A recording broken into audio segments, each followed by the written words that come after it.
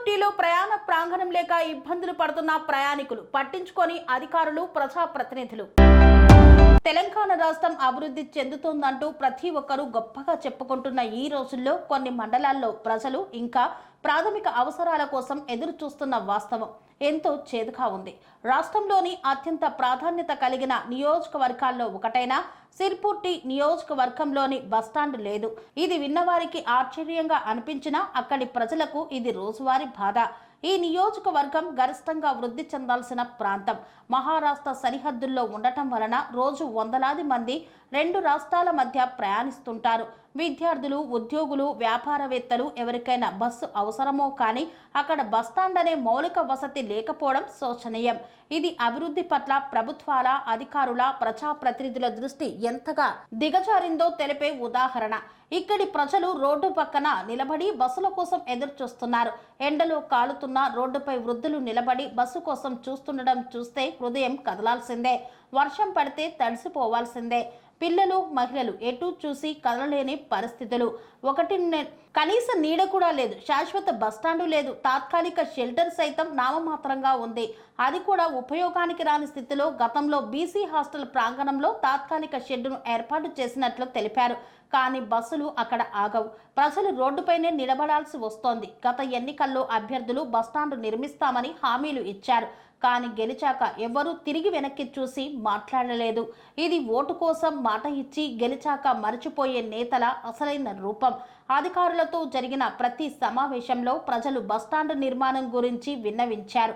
వాటిపై స్పందించినట్లే చూపించినా నేటికి 2 సంవత్సరాలు గడిచినా కదలలేదు. ప్రజలు ఆశపడి చూసిన నేతలు మౌనంగా మారిపోయారు. అధికార యంత్రాంగం అలసత్వానికి లోనైంది. వారిని ప్రశ్నించాల్సిన వారే ప్రజల వేదనను పట్టించుకోలేదు. బస్టాండ్ నిర్మించాల్సిన స్థలాలు క్రమంగా ఆక్రమిత ప్రాంతాలుగా మారిపోతున్నా ఏ శాఖ స్పందించడం లేదు. ప్రజల భద్రత, హక్కులు అనేవి కేవలం పుస్తకాలకే పరిమితమయ్యాయా?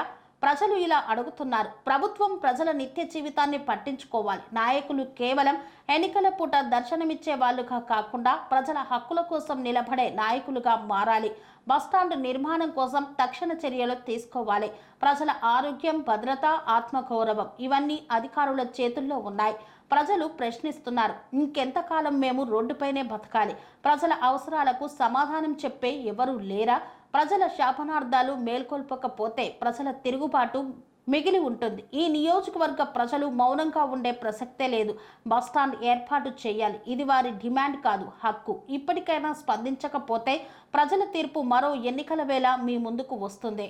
పనేసియా మెరిడియన్ హాస్పిటల్స్ ప్రతి సామాన్యుడికి అందుబాటులో అంతర్జాతీయ వైద్య ప్రమాణాలతో వైద్యం, 24 గంటల అంబులెన్స్ సర్వీసుతో పాటు అత్యవసర సేవలతో ఏర్పాటైన చికిత్సా విభాగం.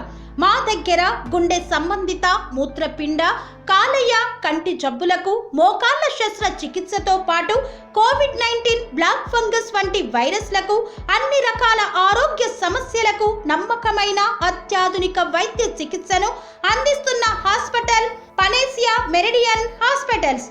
మీ ఆరోగ్య సమస్య ఏదైనా ఇప్పుడు పరిష్కారం సాధ్యం. సంపూర్ణ ఆరోగ్యం కోసం సంప్రదించండి Panacea Meridian hospitals. Opposite Beeramguda కమాన్, RC Puram, Sangareddy district. Pin code 502032. సంప్రదించాల్సిన ఫోన్ నెంబర్ 0845524177 మరియు 7893757770.